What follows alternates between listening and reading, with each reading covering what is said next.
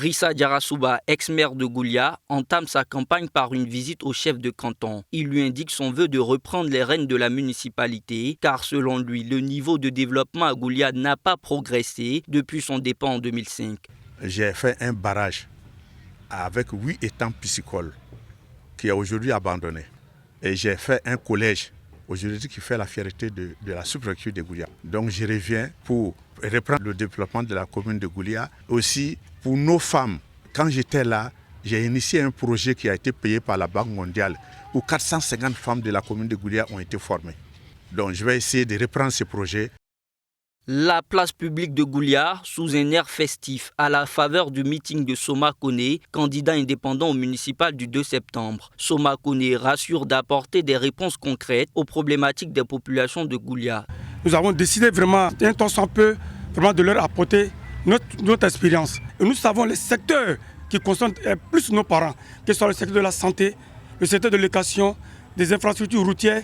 En tout cas, tous les domaines sont consignés dans notre programme de société que nous allons prendre la possibilité, le temps d'ailleurs même d'expliquer à nos parents. Et nous pensons qu'au soir du 2 septembre, nous serons vainqueurs vraiment de ces élections. Le meeting s'est terminé sur un appel à des élections apaisées. Du sang neuf pour propulser la circonscription de Goulia au rang des communes qui font rêver. C'est l'ambition partagée par Diakari Diak, candidat indépendant, aux populations et militants mobilisés au cours des meetings.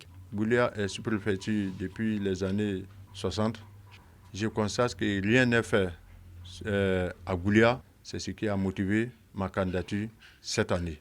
Je suis venu motiver mes conseillers, ma population, mes électeurs, vraiment à aller vers les uns et les autres pour qu'au soir du 2 septembre, nous sortons vainqueurs. Diakari Diakone entend sillonner tous les villages pour répertorier les attentes des populations.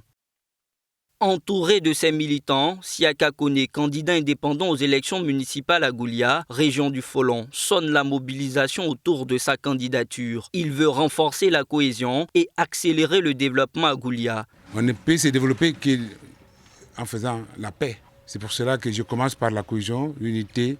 Nous sommes vraiment assez en retard par rapport au niveau national. Le centre de santé est vide. Le personnel est mécontent.